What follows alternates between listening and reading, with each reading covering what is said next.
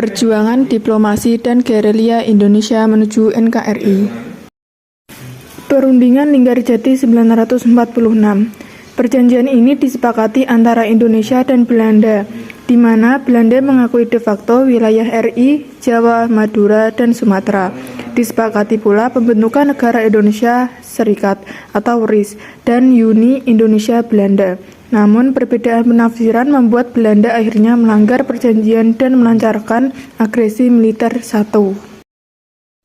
Agresi militer Belanda dan perjanjian Renville 1947 sampai 1948. Belanda menyerang wilayah RI dan memicu kecaman di dunia. PBB membentuk Komisi 3 Negara KTN yang menghasilkan perjanjian Renville di mana Indonesia harus mundur ke belakang garis Van Mook dan Belanda bebas membentuk negara federal. Peristiwa Madiun 1948. Peristiwa Madiun 1948, kekecewaan atas perjanjian Renville memicu pemberontakan PKI di Madiun yang dipimpin musuh. Pemerintahan RI di bawah Soekarno menumpasnya. Keberhasilan ini membuat AS yakin bahwa RI anti komunis dan semakin mendukung Indonesia. Agresi militer Belanda II 1948.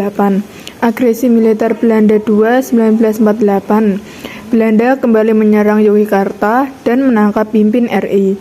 Namun radiogram mandat dari Soekarno membuat Syarifuddin Prawinagara membuat pemerintah darurat Republik Indonesia atau PDRI di Sumatera sebagai bentuk perlawanan. Peran PDRI. PDRI menjadi simbol keberlangsungan RI, mengatur komunikasi, dan menjalin hubungan internasional. Dukungan dunia internasional pun semakin besar. Serangan umum 1 Maret 1949. Untuk membuktikan eksistensi TNI dilakukan serangan besar-besaran ke Yogyakarta selama 6 jam di bawah pimpinan Letkol Soeharto. Didukung oleh Sri Sultan Hamengkubuwono IX, serangan ini sukses membuka mata dunia bahwa RI masih ada dan kuat. Perundingan Romeroyen 1949. Perundingan yang difasilitasi PBB menghasilkan kesepakatan Belanda harus menarik pasukan dari Yogyakarta dan memulihkan pemerintahan Republik Indonesia. Pemerintah Republik Indonesia dan Jenderal Sudirman pun kembali ke Yogyakarta dan PDRI dibubarkan. Konferensi Inter-Indonesia 1949. Untuk menyatukan sikap menghadapi Belanda RI dan negara-negara federal, BVO mengadakan 2 kali konferensi. Hasilnya sepakat bentuk RIS APRIS sebagai tentara nasional dan sebagai simbol negara tetap merah putih, Indonesia Raya, dan bahasa Indonesia. Konferensi Meja Bundar atau KMB. Konferensi Meja Bundar digelar di Den Haag, menghasilkan pengakuan kedaulatan Republik Indonesia Serikat (RIS) oleh Belanda pada 27 Desember 1949.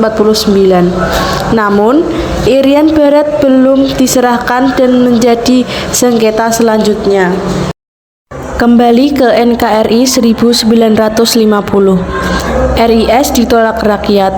Bentuk negara federal dianggap buatan Belanda untuk memecah Indonesia. Gelombang unifikasi dari negara bagian menyebabkan RIS dibubarkan pada 17 Agustus 1950. NKRI resmi berdiri kembali dengan UUDS 1950 sebagai dasar negara. Perjuangan Indonesia mempertahankan kemerdekaan bukan hanya lewat senjata, tetapi juga diplomasi. Kolaborasi antara gerilya dan perundingan membuktikan bahwa semangat persatuan dan diplomasi yang cerdas mampu mengantarkan Indonesia menjadi negara kesatuan yang berdaulat penuh.